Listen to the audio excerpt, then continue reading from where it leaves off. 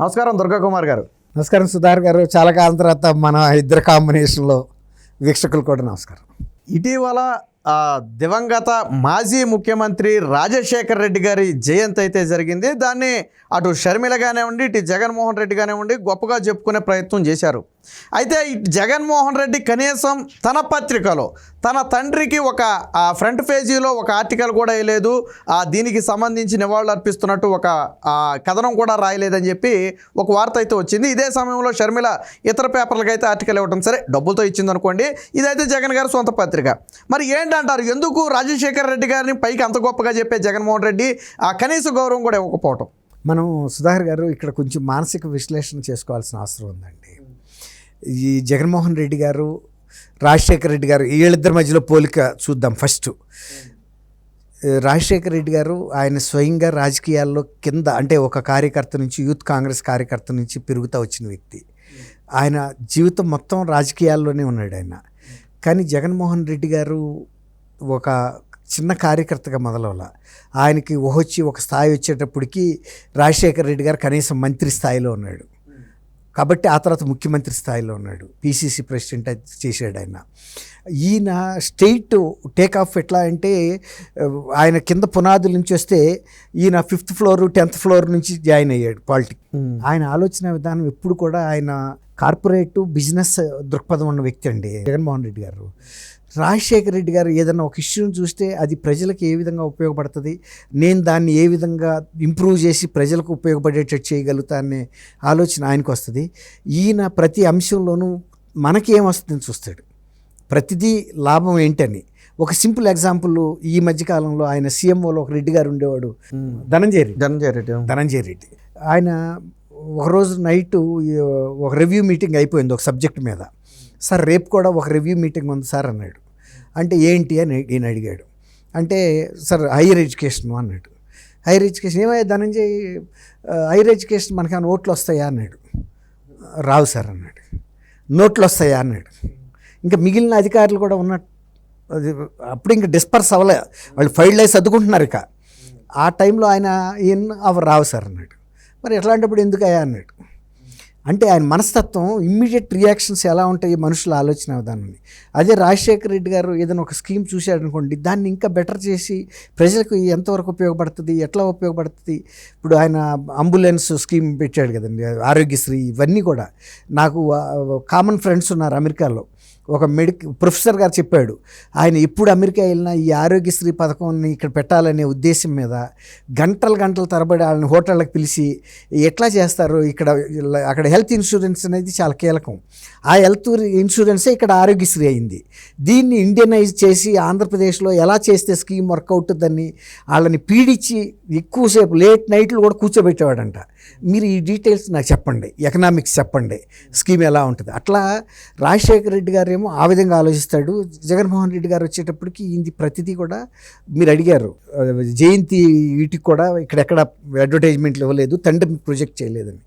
ఆయన తండ్రిని ఎప్పుడు ప్రొజెక్ట్ చేస్తాడంటే తను రాజకీయ అవసరాలకు ప్రొజెక్ట్ చేస్తాడండి. మళ్ళీ రాజకీయ అవసరం తీరగానే మళ్ళీ తీసి పక్కన పెట్టేస్తాడు. ఒక ఇన్స్ట్రుమెంట్ లాగా ఆయన చేతిలో ఒక పనిముట్లాగా, ఆ పని వచ్చినప్పుడు చేస్తాడు, మిగిలినప్పుడు తీసేస్తాడు. ఇంకోటి ఏంటంటే ఆయన ఇంకా చనిపోయిన ఆయన్నే ప్రొజెక్ట్ చేసుకుంటూ ఉంటే నేను ఎప్పుడు ప్రొజెక్ట్ అవుతానని. ఇప్పుడు ప్రతి విజయవంతమైన పురుషుడు వెనకాల ఒక స్త్రీ ఉంటుంది అంటారు. ఇప్పుడు జగన్మోహన్ రెడ్డి వెనకాల కూడా భారతి గారు ఉన్నారండి. భారతి గారు ఈయనకన్నా హైలీ క్యాలిక్యులేటెడ్ పర్సన్. ఇంకా జగన్మోహన్ రెడ్డి గారు కూడా క్యాలిక్యులేటెడే. ఆయన ఒక ముఖ్యమంత్రి చాటున కొడుగ్గా ఉండి అంత సంపాదించాడంటే అది మీరు ఆలోచించండి. అంటే ప్రతి అవకాశాన్ని ఆయన డబ్బులు, చంద్రబాబు గారు అంటాడు ప్రతి ఏదన్నా సమస్య వస్తే దాంట్లో అవకాశాలను చూస్తాను నేనని. అట్లాగే ఈయన ఏంటంటే ప్రతి అంశాన్ని డబ్బుతో చూసుకుంటూ ఒక ముఖ్యమంత్రి బిడ్డగా ఒక దాదాపు ఒక 60-70 వేల కోట్ల రూపాయలు డబ్బు చేసుకున్నాడు అనేది ఒక అంచనా. 45 వేల కోట్ల జప్తులోనే ఉంది కదా, అక్కడే కనబడుతున్నాయి కదా. కాబట్టి జగన్మోహన్ రెడ్డి గారు వెనకాల ఉన్న భారతి గారు అంతకన్నా ష్రూడ్. అందుకే ఆమె జగన్మోహన్ రెడ్డి గారు కుటుంబంలో షర్మిల గారిని వీళ్ళని కూడా పని అవ్వగానే విజయమ్మ గారిని ఆమెని గౌరవ అధ్యక్షురాల పదవి నుంచి తొలగించారు. షర్మిల గారు కనుక ఈ పార్టీలో ఉంటే ఈ పార్టీ అధ్యక్షురాలుగా ఉన్నా, ఎమ్మెల్సీగా ఉన్నా, రాజ్యసభ మెంబర్గా ఉన్నా కూడా రెండో పవర్ సెంటర్ అవుతుంది, మనకి పోటీ అవుతుందని. అంటే ఎప్పుడైనా సరే నిజమైన నాయకుడికి ఎవరో పోటీ ఉండరండి. అభద్రతా భావంతో, ఇన్ఫీరియారిటీ కాంప్లెక్స్తో ఉండే లీడర్కి ప్రతి వాడిలోనూ పోటీదారు కనపడతాడు. అది జగన్మోహన్ రెడ్డి గారిలో ఉండే అభద్రతా భావం అలాంటిది. కాబట్టి తండ్రిని కూడా ఎంతవరకు ఉపయోగించాలో ఉపయోగించుకుని 2019 ఎలక్షన్ల ముందు ఆయన సాక్షి టీవీలో ఎప్పుడు ఆయన మీద పూలు పోస్తున్నట్టు, తర్వాత ఏమో సాక్షి పేపర్లో మాస్ట్ అంటాం కదా, సాక్షి పేపర్ టైటిల్ అటు ఇటు ఆయన కొటేషన్లు ఇచ్చినట్టు, ఆయన అన్ని కొటేషన్లు ఎప్పుడు ఇచ్చాడో మనకు తెలీదు. వాళ్ళే రాసేసి సాక్షిలో రాసి ఆయన పేరు రాసేవాళ్ళు, వాళ్ళకి ఏది తోస్తే అది రాసేసేవాళ్ళు. అది సరే సహజం. ఆయన్ని అట్ట ప్రొజెక్ట్ చేసిన వ్యక్తిని ఎలక్షన్ అవ్వగానే టీవీలోనూ ఇక్కడ కూడా తెరమరుగైపోయాడు. తర్వాత ఆయన ప్రభుత్వంలో రాకముందల నవరత్నాల గురించి ప్రొజెక్ట్ చేసినప్పుడు వచ్చిన తర్వాత కొన్నాళ్ళ పాటు కూడా రాజశేఖర రెడ్డి గారి బొమ్మని మధ్యలో బ్యాడ్జ్ కట్టుకుంటాం చూడండి మనం, రిబ్బర్ను చుట్టూతా, అలా నవరత్నాలని చుట్టూతా వేసేవాళ్ళు. అది ఒక లోగోలాగా తయారు చేసేవాళ్ళు. అడ్వర్టైజ్మెంట్ చూడగానే ఇది నవరత్నాలకు సంబంధించిన వైఎస్ఆర్సీపీ యాడ్ అనేది తెలిసిపోయేది. అట్లా ఎక్కడ ఉపయోగించాలో అక్కడ ఉపయోగించి ఎప్పుడు తీసేయాలో తీసేస్తా వచ్చాడు. మళ్ళీ మొన్న ఎలక్షన్ అప్పుడు మళ్ళీ తీసుకొచ్చి పెట్టాడు. జగన్మోహన్ రెడ్డి గారు ఇంకొక చిన్న ఎగ్జాంపుల్ చెప్తా అండి, మీకు దాన్ని బట్టి అర్థమవుతుంది. కడప లోక్సభ సభ్యుడిగా ఉన్న టైంలో అక్కడ కడపలో ఒక జర్నలిస్ట్ కాలనీ, అంతకుముందు అప్పుడు పార్టీ ఈయన ముఖ్యమంత్రిగా ఉన్నాడు, జర్నలిస్టులకి సైట్లు ఇచ్చారు అక్కడ. ఆ సైట్లు ఇచ్చినప్పుడు దానికి శంకుస్థాపన చేస్తూ ఉన్న టైంలో ఫంక్షన్కి ఈయన పిలిచారు.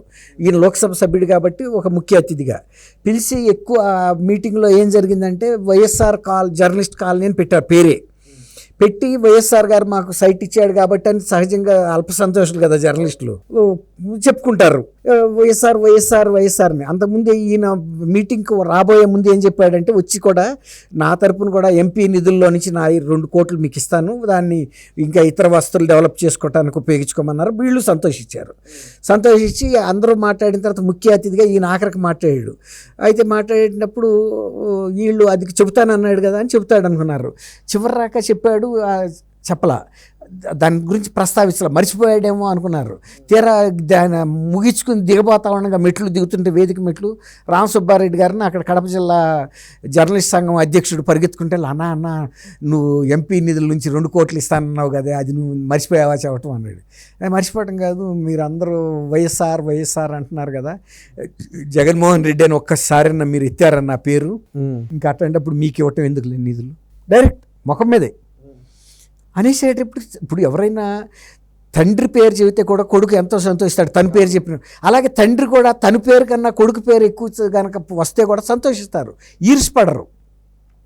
కానీ ఇక్కడ చూసారా మనస్తత్వం ఆ రోజుల్లోనే అప్పుడు ఇంకా ఎంత ముదరలైన, అప్పటికే ఆయన తండ్రి పేరు చెబుతుంటే ఓర్చుకోలేకపోయాడంటే, ఇక ఆ తండ్రి పోతే మాత్రం ఆయన ఎందుకు బాధపడతాడంటే, నా అడ్డం తొలిగిపోయాడు అని అనుకున్నాడు కదా. ఆయన శవం కూడా ఇంటికి రాకముందలే కూడా ఎమ్మెల్యేలతో సంతకాలు పెట్టించుకున్నాడు కదా. అంటే ఆయన బిజినెస్ మైండ్ ఎలా ఉంటుంది అనేది చెప్పడానికి ప్రయత్నిస్తున్నా అండి. ఆయన తల్లిని పదవిలో ఉంటే కూడా పోటీ అవుతుందని తొలగిచేసాడు. అట్లా వీళ్ళ దృక్పథం. భారతి గారు కూడా చాలా హైలీ స్టూడ్ పర్సన్ అండి. ఎక్కువ ఈయన్ని గైడ్ చేసేది అన్నీ కూడా ఇలాంటి డెసిషన్స్ తీసుకోవటంలో కానీ ఆమెదే ప్రధాన పాత్ర ఉంటుంది అంటారు. అదే ఇంగ్లీష్ సామెత ఉంది కదా, there is a lady for behind every successful person అని.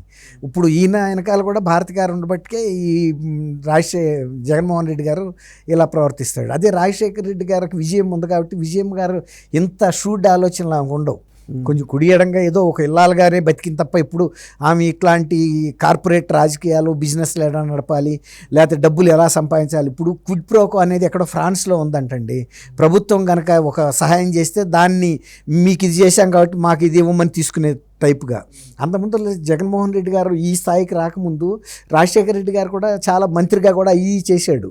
కానీ ఎప్పుడు కూడా ఆయన అంత ఏం సంపాదించలే. చివరికి ఆయన ఒక ఇల్లు ఇక్కడ రోడ్ నెంబర్ 3లో ఉన్న ఇల్లు తప్ప అంటే నేను ఎందుకు చెప్తున్నా అంటే ఈ జగన్మోహన్ రెడ్డి గారి ఆలోచనలు అన్నీ బిజినెస్ దృక్పథంతో ఉన్నాయి. అందుకే అప్పుడు సంపాదించాడు, ఇప్పుడు కూడా ఈ 5 ఏళ్ల పాటు ఒక్క క్షణం కూడా ఆయన వేస్ట్ చేసుకోలేదండి. ప్రజలు వాళ్ళ ఆలోచనలు అవన్నీ కాదు, ఆయన ఏ పథకాల్లో ఎలాంటి లబ్ధి వస్తుంది. ఇప్పుడు ఇసుక పథకం ఉంది, ఇసుకని ఆయన కార్పొరేట్ చేసి డబ్బులకి అమ్మాడు. ఇవాళ తెలుగుదేశం వచ్చిన తర్వాత మళ్ళీ ఇప్పుడు ఇసుక విధానాన్ని మార్పు చేసి ఫ్రీగా చేసింది.